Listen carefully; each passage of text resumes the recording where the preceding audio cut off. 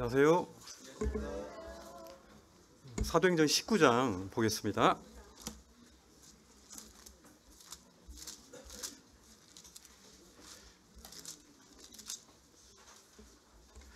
벚꽃이 많이 떨어져서 아쉽죠. 누리지 못한 벚꽃 바닥에 많이 떨어져 있던데,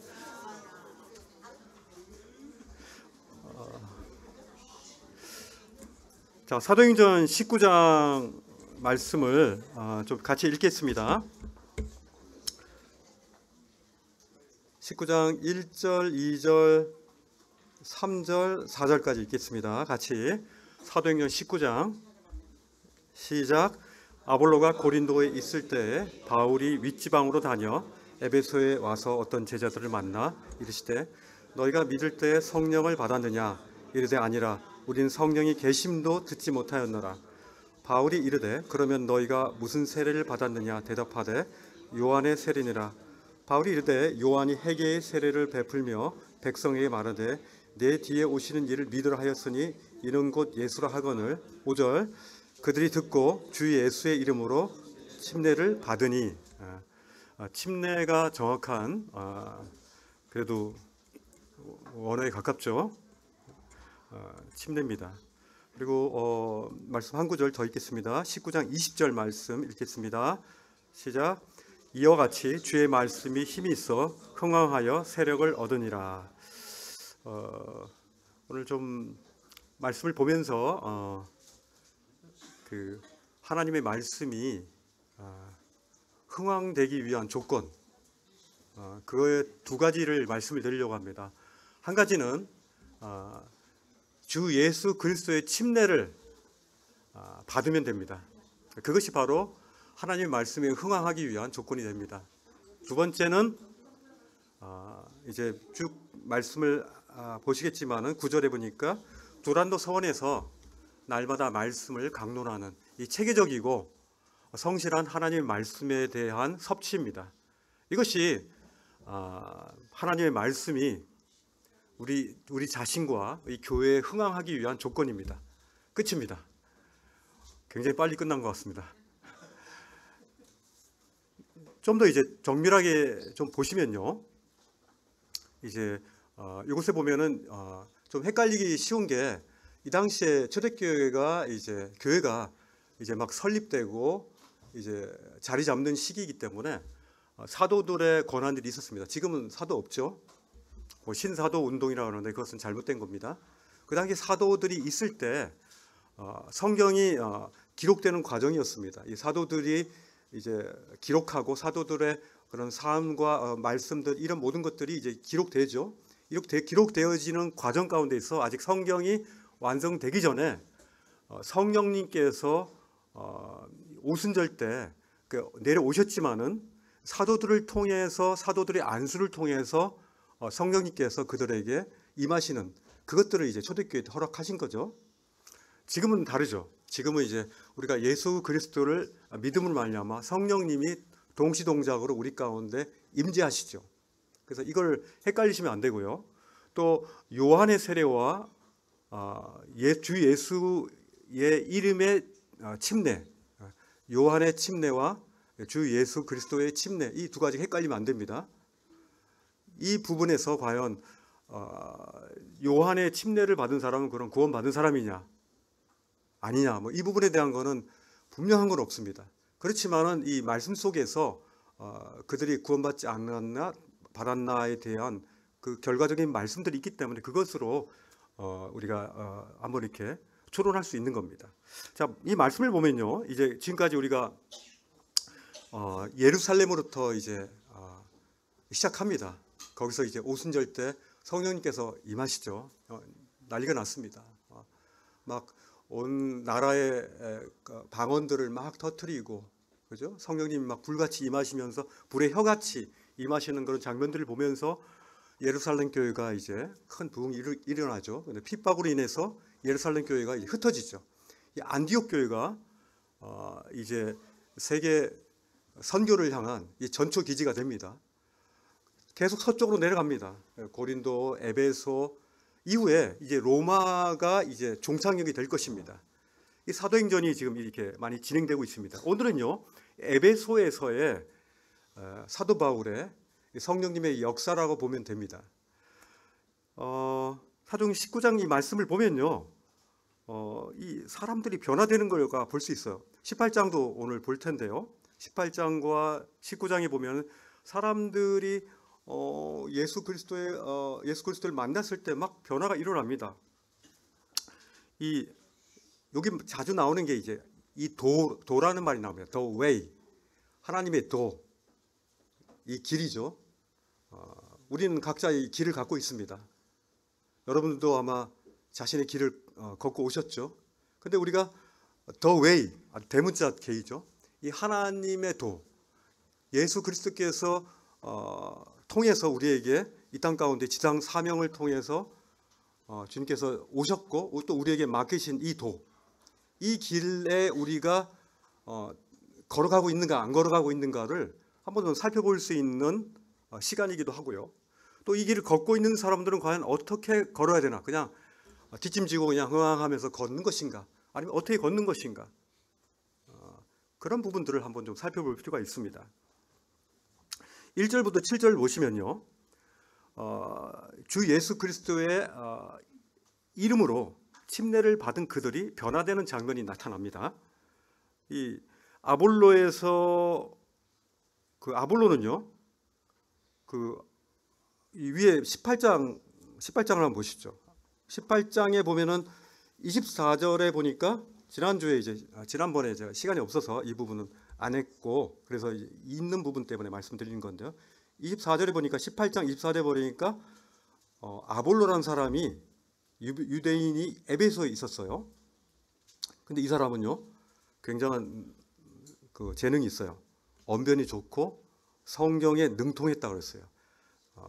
아직 구약 성경은 완성됐으니까 구약 성경에 능통했던 것 같습니다.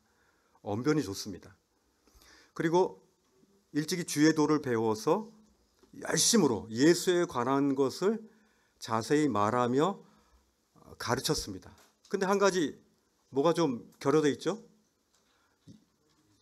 요한의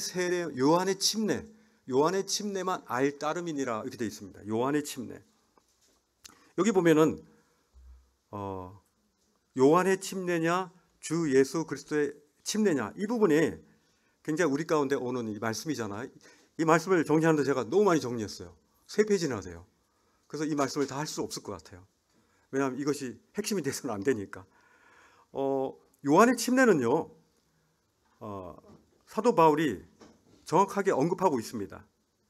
요한은 회개입니다.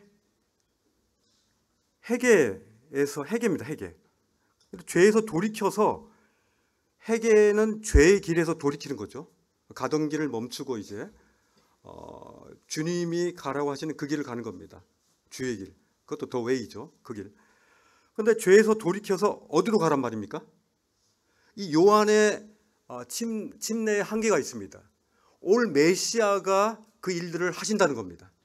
그렇죠? 그래서 이들은 미래지향적이에요. 그 회개를 합니다. 그래서 너무 괴롭습니다. 정죄하고 막 이 죄에서 돌이키려고 요한의 침례가 어떻게 보면 예수님을 만나기 위한 몽학 선생의 역할들을 하기도 하고요. 또 죄에서 회개하게 하는 땅을 기경시키는, 복음의 씨를 심기 위한 굉장히 좋은 땅으로 기경하는 그런 조건이기도 해요. 그런데 거기까지입니다. 그래서요, 저도 그랬지만은 일반 좀 이 복음이 명확하지 않은 교회에서 계속 회개만 합니다. 또 죄 지으면, 수련회 때는 좋았는데 또 돌아오면 또 회개하고 또 회개하고, 이게 예수 그리스도가 그 안에 들어가 있지 않는 이 회개만 그냥 끝나버리는, 주체가 빠진 내 자신이 죄가 용서되어지는 그런 감정을 느꼈다면 기쁜 것이고, 그렇지 않으면 또다시 그 정죄의 그런 고통 가운데 빠져버리는, 이것이 바로 회개의 고통이거든요. 회개는 굉장히 좋은 것입니다. 하나님의 복음의 씨가 심기기 좋은 그런 땅이기도 하지만, 땅으로 기경하는 그런 좋은 과정이기도 하지만, 어쩌란 말입니까? 복음의 씨가 없는데, 씨가 안 심겨지는데, 이것이 문제거든요. 그래서 이 죄의 용서함을 받고는 싶은데 그리스도의 십자가의 복음을 받을 준비를 하는 과정 가운데까지는 좋은데 계속 회개의 상태에 머물러 있는 거예요. 그래서 죄사함을 받을 준비가 다 되어 있지만 예수 그리스도의 복음이 들어오지 않는 거죠. 만일 예수 그리스도의 침례를 받은 사람은 어떤 상태입니까? 로마서 6장에 잘 나와 있습니다. 예수 그리스도의 침례는요, 예수 그리스도와 함께 침례를 받는 것과 요한의 침례의 한계를 극복할 수 있는 예수 그리스도의 침례가 무엇인지에 대해서 그리스도와 함께 침례 받는 거죠. 로마서 6장에 한번 보시죠. 로마서 6장 보시면은 이 부분이 잘 나와 있죠. 자, 로마서 6장 3절에 보면요.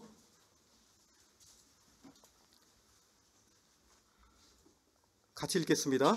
무릇 그리스도 예수와 합하여 침례를 받은 우리는 그의 죽으심과 합하여 침례를 받은 줄을 알지 못하느냐. 그죠? 예수와 합해서 침례를 받은 우리가 그의 죽으심과 합해서 침례를 받은 줄을 알아야 된다는 거죠. 그리고 4절에 보니까 그러므로 우리가 그의 죽으심과 합하여 침례를 받음으로 그와 함께 장사되었죠. 그죠? 이는 아버지의 영광으로 말미암아 그리스도를 죽은 자 가운데서 살리신 것 같이 우리도 또한 새 생명 가운데서 행하게 하려 하십니다.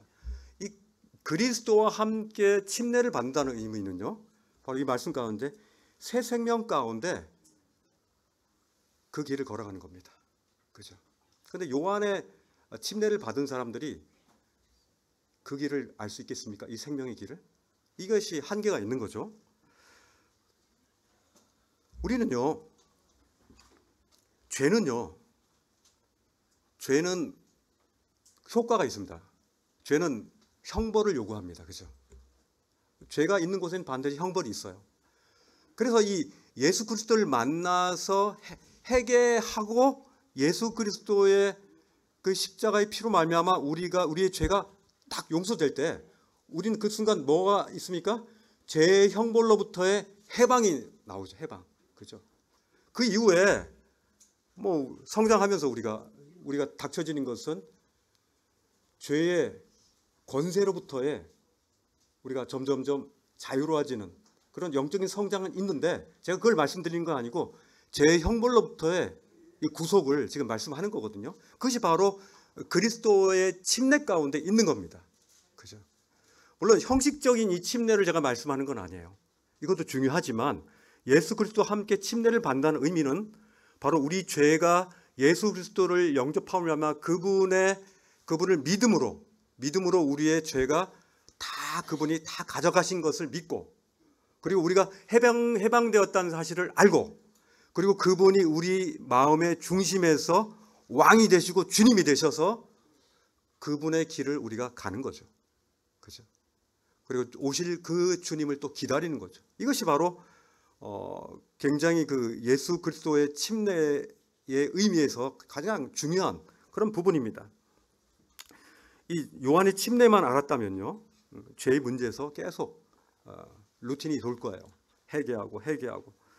물론 구약에서도 성령님께서 출연하셔가지고 이런 부분들을 많이 말씀하셨죠. 선지자와 뭐 이런 대언자와 이런 왕들 또 농사꾼들 목동들 많이 나타나가지고 이런 부분에 대해서 말씀을 했어요. 근데요, 오순절 이전에 그 성령님의 임하심과 그리고 사도 시대의 안수함으로 성령님이 그때 그들에게 성령님이 임하시는 것과 지금 이제 성경이 완성된 이후에 이제 성령님을 우리가 믿을 때 동시동작으로 오는 이것이 다 다른 거예요. 그러니까 이 세대적 관점을 가지고 이것을 보는 것이 굉장히 중요합니다.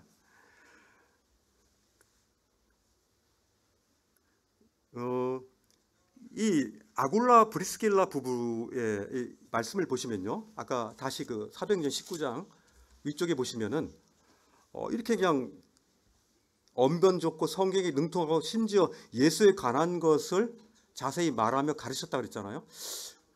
이 부분에서 과연 아볼로는 성령만 임하지 않은 사람인가?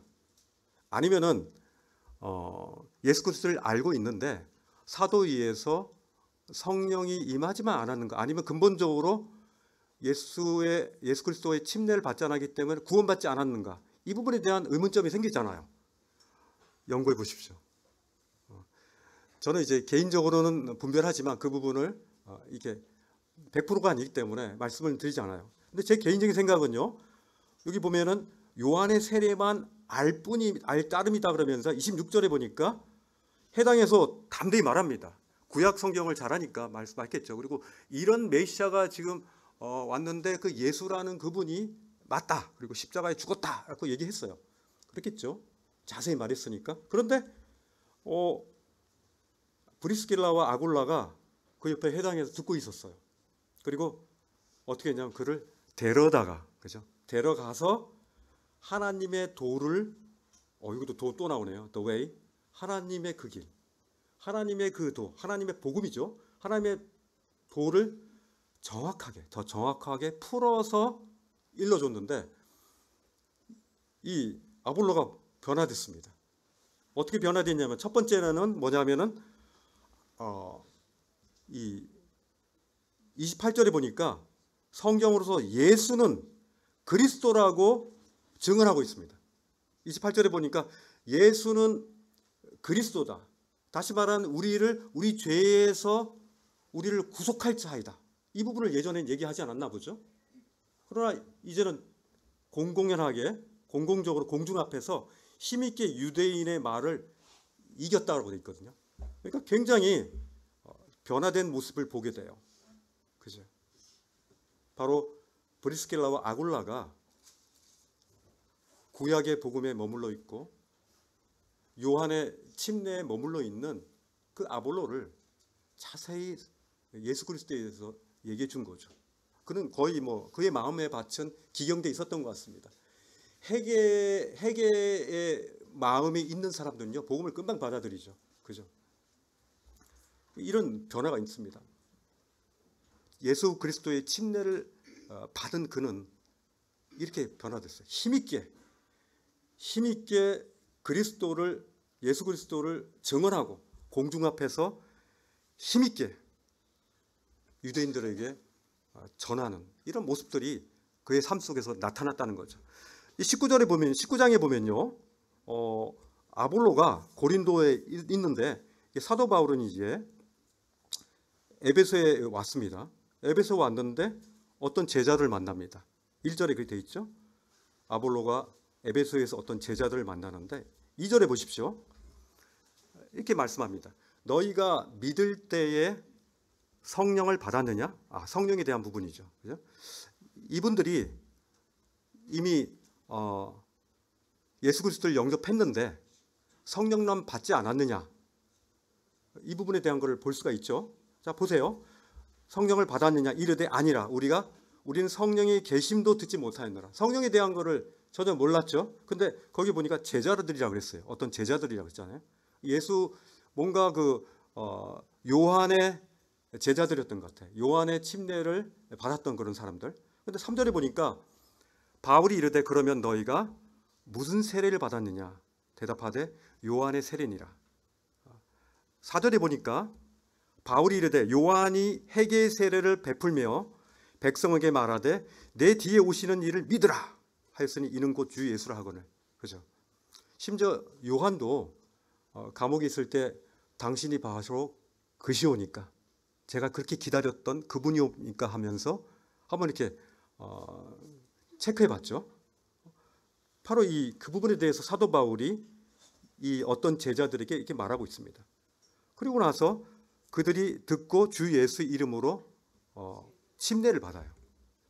여기 보면요, 성령 받는 거하고 침례 받는 거 좀 다릅니다. 성령 받을 때는 어떻습니까? 사도행전 8장에 보면 사마리아에서 복음을 듣고 구원받은 사람들이 있어요. 한번 보실까요? 사도행전 8장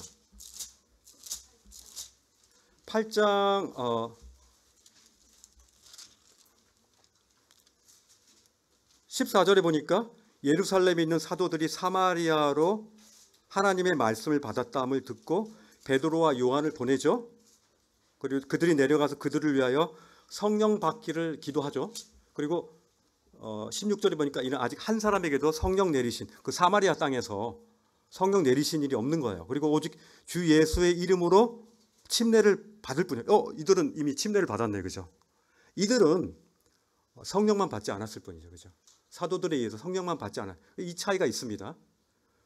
예수의 침례를 받지 않은 거예요. 아볼로도 그렇고 에베소에서 만난 제자들도 침례를 예수의 침례를 받지 않았던 거예요. 근데 사마리아에 있는 사람들은 어떻습니까? 예수의 침례를 받았죠. 그러나 사도들의 안수함으로 받는 그 성령만 받지 않았을 뿐이죠. 이 차이가 있는 겁니다. 이렇게 5절에 그 주 예수 이름으로 침례를 받은 이후에 성령이 그들에게 임하고 방언도 임하고 그러죠. 여기 보면요, 18장 18장에 보니까 제가 지나가다 보니 이 말씀인데요.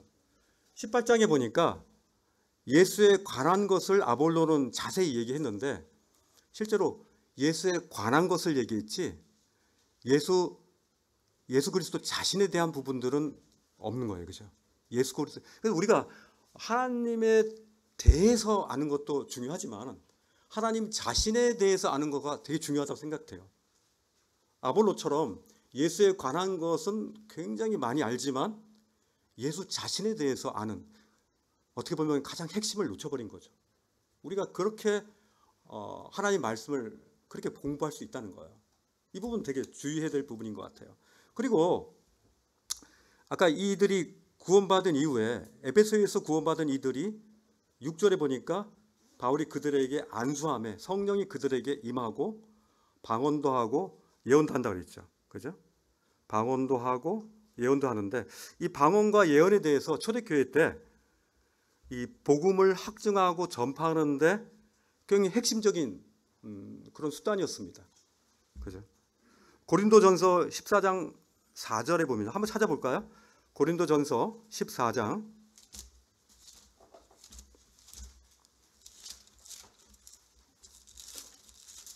고린도 14장 4절 5절 한번 볼까요? 14장 4절 5절에 보니까 방언을 말하는 자는 자기의 덕을 세우고 예언하는 자는 교회의 덕을 세우나니 난 너희가 다 방언 말하기를 원하나 특별히 예언하기를 원하노라. 만일 방언을 말하는 자가 통역하여 교회의 덕을 세우지 아니하면 예언하는 자만 못하니라. 그러면서 이렇게 방언에 대해서 얘기를 하면서 방언은 오해하지 말아야 돼요. 방언은 외국어입니다. 우리가 알아들을 수 없는 언어가 아닙니다.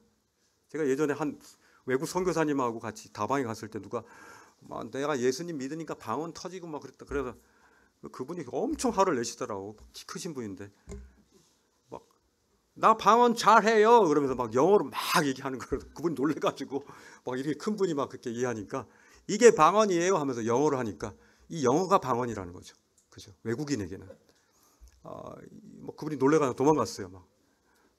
막 방언 할 수 있다고 막 예수 믿으라고 막 하는 거 보고 막 의분이 있으셨는지 그렇게 얘기하셨는데 어쨌든 그 당시에 방언도 그렇고 외국어이기 때문에 복음을 전파하는 데 있어서 필수적이었죠. 오순절 때도 여러 곳에서 지방에서 온 분들이 알아들을 수 있었잖아요. 그리고 이제 특별히 그 에베소 2장 20절에 보시면요, 이 예언에 대한 부분이 나와요. 에베소 2장 20절에 보니까 교회는 사도와 선지자들의 터 위에 세워졌고, 그죠? 사도와 선지자의 터 위에 교회가 세워진 겁니다. 물론 그리스도 예수께서 친히 모퉁이 돌이 되셨다고 명시돼 있죠. 그래서 초대교회 때 이런 방언과 또 이제 예언과 또 병 치료하는 이런 은사들이 그 당시에 사도들이 많이 사용한 그런 수단들이었던 걸 보게 돼요. 근데 이제 신약 성경이 완성되면서 하나님의 말씀이 완성되면서 지금 사도들이 없잖아요. 이미 완성이 됐잖아요. 사도들이 한 말들이. 그래서 지금 시대에 하나님의 직접 계시는 바로 이 말씀이다. 이것에서 어떤 걸 추가시키거나 빼려고 하면 굉장히 위험하기 때문에 이 예언과 방언 이런 이런 것들을 하는 분들이 하나님 말씀을 추가시키거나 빼려고 하고 자기가 어떤 사도적 입장에서 이 말씀을 추가시켜도 괜찮은 것 같은 그런 자격을 가진 존재라고 자기 자신을 이렇게 확대시키는 거죠. 요한계시록 22장에 보시면요, 이 말씀에 조금이라도 티끌이라도 덧붙이면 안 된다 그랬잖아요. 홀이라도. 그러면 이 요한계시록의 이런 이 모든 저주가 받을 것이라고 했잖아요. 이미 완성됐단 말입니다. 근데 이 부분에서 굉장히 위험성이 있는 부분은 그래서 저희는 완성된 거죠. 완성. 그래서 그 당시에 방언과 우리가 지금 요즘에 얘기하는 방언과 완전히 다르고요. 바로 교회는 지금은 성경 말씀을 중심으로 바로 성령의 열매 그리고 우리에게 나타난 가르침과 섬김을 통해서 바로 우리 가운데 주님께서 우리의 은사들을 활용하신다. 이렇게 믿으시면 됩니다. 그렇게 해서 교회가 세워지는 거죠. 우리 은사는요, 세우려고 하는 거지 자기 자신이 뭐 비범하거나 나는 하나님과 막 직통해 뭐 이런 신비주의적인 그런 인정을 받기 위해서 그 방언이 필요한 건 아니지 않습니까? 그죠? 근데 많은 사람들이 그것을 오용하는 거예요. 자, 이제 고생하셨습니다. 이제 요한의 침례 얘기하느라고 여기까지 왔는데 이제 교회가 흥황하기 위한 정말 필수적인 요소인 바로 오늘의 말씀입니다.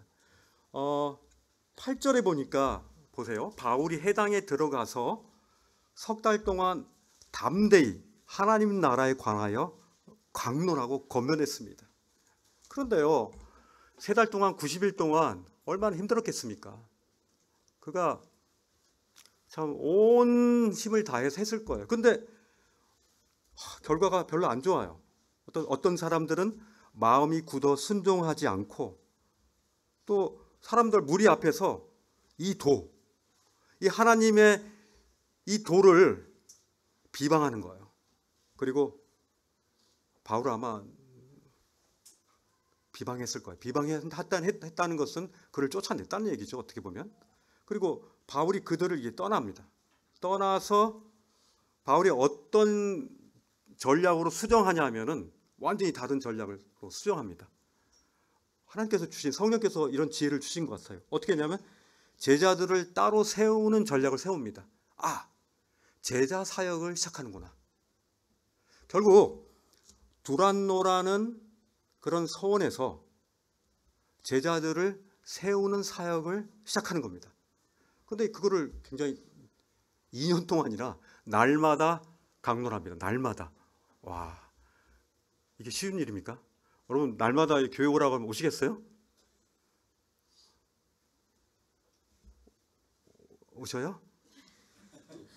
안 걸어만 오셔요?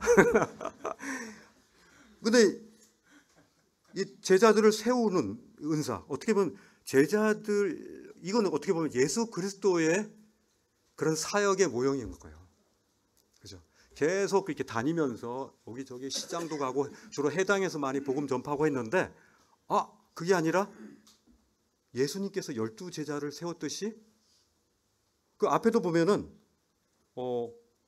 사도 바울이 그 맛을 봤어요. 그 위에서도 요한의 침례만 알던 그 사람이 7절에 보니까 19장 7절에 보니까 모두 12사람이 성령이 그들에게 임하시죠. 그죠? 그걸 본 거예요. 근데 그럼에도 불구하고 3달 동안 했는데 이게 전략 수정하죠. 그리고 두란노라는 서원에서 이 두란노라는 사람 이름입니다. 두란노라는 그런 여기 보면 어떤 성경에는 두란노 홀이라고 되어 있어요. 홀. 그죠? 어떤 두란노 라는 홀인데 서원, 그곳에서 또 이게 학교, 서원 이런 뜻이 있는데 그런 두란노 홀, 두란노 학교 뭐 마찬가지입니다. 이곳에서 2년 동안 날마다 하나님의 말씀을 강론한 것입니다. 대단하죠. 이것이 하나님 말씀을 흥황케 한 그 요인이었습니다. 이 제자들과 함께 제자들을 키워서 그들로 하여금 전하게 하는 것. 그래서 어떻습니까? 10절에 보세요. 10절에 보니까 그 결과적으로 2년 동안 제자 세우는 사역을 했는데 어떤 결과가 나왔습니까? 2해 동안 이같이 하니 아시아에 사는 자는 유대인이나 헬라인이나 다 주의 말씀을 듣더라. 해당에서뿐만 아니라 유대인, 헬라인 그 지역에 있는 사람들이 아시아의 그 터키 쪽이죠. 그쪽에 있는 지방 사람들이 다 주의 말씀을 듣는 효과를 본 거예요. 아, 이거구나. 이것이 바로 중요한 거구나. 우리도 이런 부분에 대한 걸 본받을 필요가 있죠. 이 보면요,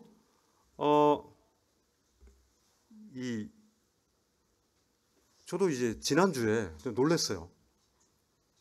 지난주에 보셨습니까? 저도 뭐 뒤에서 저기 뭐 곰팡이 닦느라고 잘 못 봤는데 한번 돌아봤는데 무슨 영화 같았어요. 지난주에는 꼭 제가 어디 이상한 나라 온 것 같은 느낌. 움직임이 기존에 청소하는 움직임이 아니야. 푹 빠져 있어. 그래가지고 뭐 누가 뭐라고 하든 각자의 일을 찾아서 완전히 그냥 뒤집는 거 있잖아요. 뒤집는 거 다 꺼내가지고 저 밑에 2톤 넘게 꺼냈는데 청년들 아마 미친 듯이라는 말이 맞는 것 같아요. 거의 뭐 정신이 없어. 그냥 막 꺼내가 막 그냥 막 닦았는데 또 닦고 뭐 그냥 뭐 의자도 닦아도 닦이는 것 같지 않은데 계속 닦는 거야 그냥 막. 저는 어제 집에 한 번에 이 교회 협력의 진수를 봤습니다. 협력 사역의 진수. 와, 이렇게 청소하네. 나 집에서도 이렇게 청소 안 하거든요. 근데 막 보십시오. 이쪽에 뭔가 좀 이상하죠. 번쩍번쩍하죠. 네.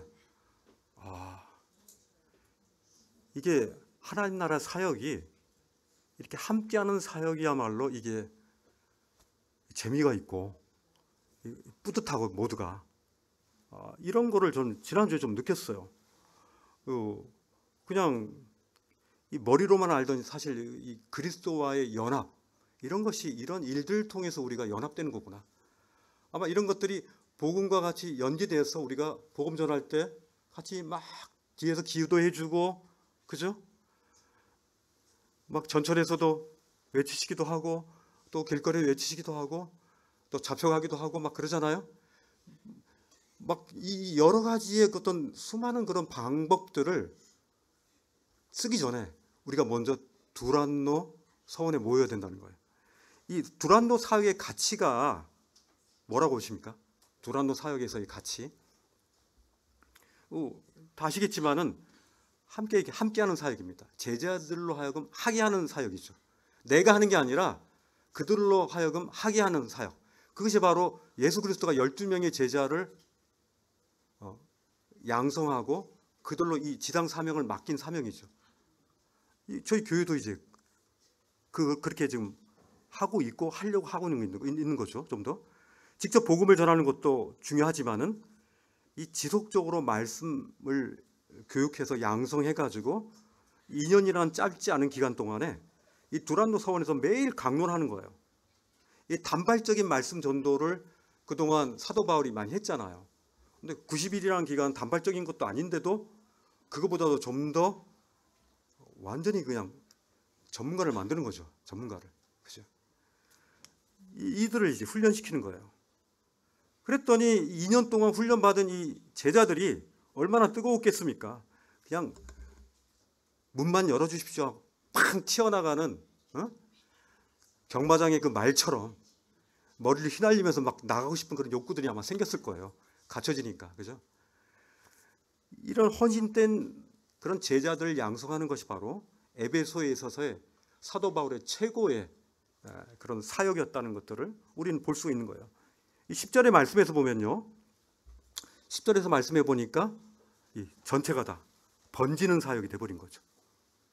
이 한 교회에서 머무는 사역이 아니라 그 지역을 이제 막 점령해가는 이런 사역. 저는요, 이 두란노 서원과 같이 SDIC 서원, 아주 이름이 괜찮은 것 같아요. SDIC 서원. 오늘 뭐 이단에서 좀 무슨 서원 이름을 써가지고 그런데 SDIC 서원을 하나 우리가 만들어보면 어떻겠는가. 그래서 SDIC 발음이 힘들다. SDIC 이 서원에 제자를 모집합니다. 그렇게 아마 공고를 할 것 같아요. 그래서 첫 번째는 하나님 나라의 도를 the way, 도를 제대로 알고 싶어하는 그 길을 정말 간절하게 따라가던 제자들이 되고 싶은 사람들. 또 하나님 나라의 복음을 전파하지 않으면 나에게 하루다라고 그렇게 부담을 가지고 있으신 사도 바울과 같은 그런 부담을 가지신 그런 분들, 또 주님의 말씀을 향해서 정말 목이 말라가지고 물냄새를 맡는 그 사슴의 코처럼 킁킁거리면서 하나님의 말씀에 대해서 정말 목말라하고 열망해하는 그런 사람들, 그죠? 함께 먹고 자고 하면서, 그죠? 물론 2년 동안 저희가 저기도 좋은 데 있잖아요, 그죠? 좋은 데 있으니까 거기 가셔도 되는데 2년이란 그런 기간 동안 우리가 매일 모일 수는 없어도 이런 어떤 서원이라는 이런 체계를 통해서 제자를 양성하는 그런 교회, 이 교회가 저는 이게 꿈이 막 생기더라고요. 말씀을 보면서 SDIC 서원, 그죠? 괜찮은 것 같아요. 저는요, 지금 이게 가만히 생각해 보니까 10년 후에 우리가 여기서 10년 후 딱 제가 여기 설지 않을지, 제가 어디인지 안 설지도 모르겠는데 10년 후에 혹시나 저나 다른 분들이 여기 딱 섰을 때 여기를 바라봅니다. 이 교회가 아닐 수도 있습니다.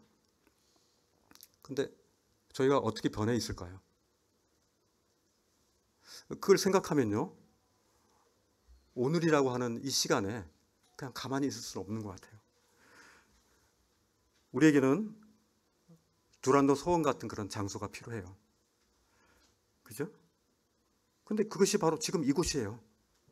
여기만큼 좋은 곳이 어디 있어요, 그죠?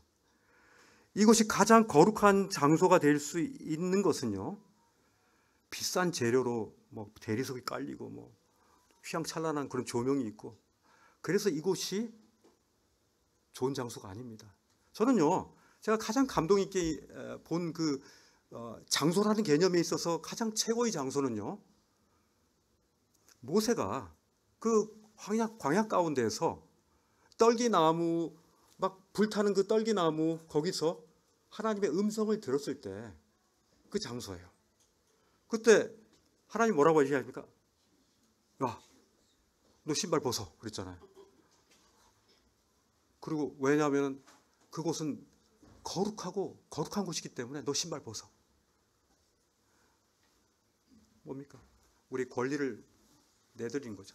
내가 갈 수 있는 곳을 가지 않을 수 있는, 갈 수 있는 권리를 포기하는 거고, 내가 소유할 수 있는 그 소유를 포기할 수 있는 그런 권리이고, 그죠?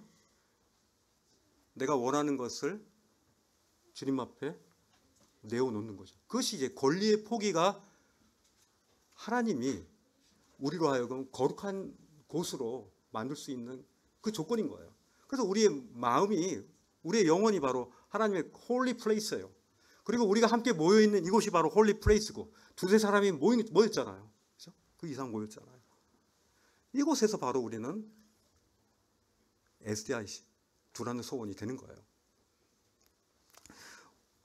바로 성령님이 운행하는 곳. 저는요, 제일 힘들었을 때가 있어요.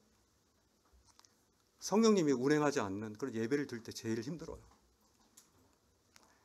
이건 분위기를 얘기하는 게 아니에요. 저의 교회 가운데에서 제가 눌리고, 그래서 성령님이 제 마음 가운데 확 눌려가지고 성령님이 제 안에 운행하지 않으니까 교회가 운행하지 않는 것처럼 느껴지는 거죠. 내 안에서 성령님이 운행하지 않는 그런 것이 있다는 것은 정말 괴로운 일이거든요. 성령님이 운행할 때요, 우리는 기쁨이 있어요. 그곳에서 주님이, 성령님이 운행하시면서 그곳에서 조명해 주시는 거예요. 우리는요, 두루마리 인생이에요. 바로 코앞에 있는 것밖에 볼 수가 없어요. 우리가 만약에 1분 앞을, 아니 30초 앞을, 10초 앞을 먼저 본다면요, 우리는 엄청난 능력을 가진 사람일 거예요. 그럴 수 없어요. 성령님께서 그때그때마다 조명해 주시는 거예요. 그러나 성령님의 조명이 없으면 우리는 어둠 속에서 어디를 가야 될지 모른단 말입니다. 우리가 성령님을 의뢰하고 그 성령님의 인도하심을 우리의 권리를 내려놓고 맡긴다는 의미는요, 성령님과 함께 동행하는 거예요. 에녹이 동행한 것처럼 300년 동안 하나님과 동행한 것처럼 동행하는 것이 우리 믿음에 있어서 가장 중요한 거예요.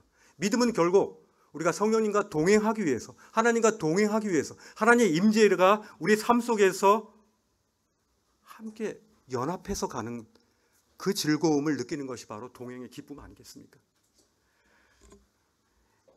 이 베드로 전서 1장 2장에 보면요, 우리 보고 나그네와 행인이래요. 나그네와 행인. 한번 찾아볼까요? 베드로 전서 1장.